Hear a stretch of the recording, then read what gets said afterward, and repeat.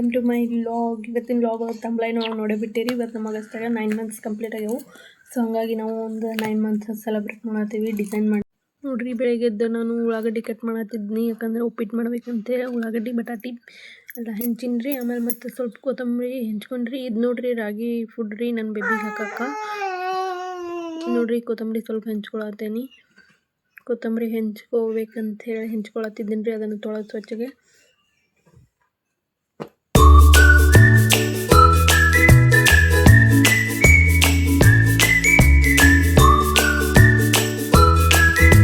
ನೋಡ್ರಿ ಹೆಂಚ್ಕೊಂಡು ಈಗ ರವೆ ಹುರಿದಿಟ್ಕೊಂಡೇನಿ ರೀ. ಇದನ್ನು ರವೆ ಹುರಿದಿಟ್ಕೊಂಡು ಸ್ವಲ್ಪ ಎಣ್ಣೆ ಹಾಕ್ತೇನೆ ರೀ. ಆಮೇಲೆ ಕರಿಬೇವು ನಮ್ಮ ಗಿಡದಾಗ ಐತ್ರಿ. ನೋಡ್ರಿ ಅದನ್ನ ಹೋಗಿ ಹರ್ಕೊಂಬರ್ಬೇಕು. ನೋಡ್ರಿ ಹರ್ಕೊಳತ್ತೇನಲ್ಲಿ. ಇದು ಕರಿಬೇವು ನಮ್ಮ ಗಿಡದಾಗಿಂದ ರೀ. ಇದು ನೋಡ್ರಿ ಈಗೆಲ್ಲ ಇದನ್ನು ರೆಡಿ ಮಾಡ್ಕೊಳ್ತೇನೆ ರೀ. 9 ಮಂತ್ ಅಂತೇಳಿ ಒಂದು ವೈಟ್ ಕಲರ್ ಬಟ್ಟೆ ಹಾಕಿರಿ. ಅದ್ರ ಮ್ಯಾಲೆ ಬಾಳೆಕಾಳಲ್ಲಿ ಹೆಸರು 9 ಅಂತ ಬರೋದು ಹಿಂಗೆಲ್ಲ ಮಾಡತ್ತೈತ್ರಿ. ನೋಡ್ರಿ ಕೆಳಗೆ ಒಂದು ಅರ್ಬಿ ಹಾಕತ್ತೇನೆ ರೀ ವೈಟ್ ಕಲರ್ದು.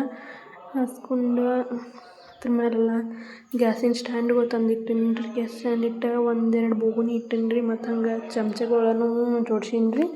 ಚಮಚಗಳು ಜೋಡ್ಸಾತೀನಿ ನೋಡ್ರಿ. ಇಲ್ಲೇ ಚಮಚಗಳು ಜೋಡ್ಸೀನಿ ರೀ. ಆಮೇಲೆ ಜೋಡಿಸಿದಿಂದ ನೆಕ್ಸ್ಟ್ ಬಾಳೆಕಾಳುಗಳಿಂದ 9 ಅಂತ ಬರೋದೀನಿ ರೀ.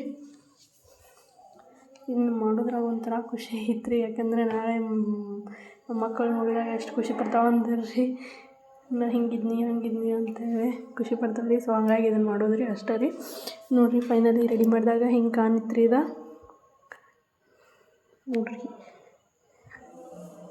ಹಿಂಗಾಗೈತೆ ರೀ. ವಿಡಿಯೋ ಇಷ್ಟ ಆಗಿದ್ರೆ ಸಬ್ಸ್ಕ್ರೈಬ್ ಮಾಡಿರಿ. ನೆಕ್ಸ್ಟ್ ವ್ಲಾಗ್ ಒಳಗೆ ಸಿಗೋಣ ರೀ. Thank you.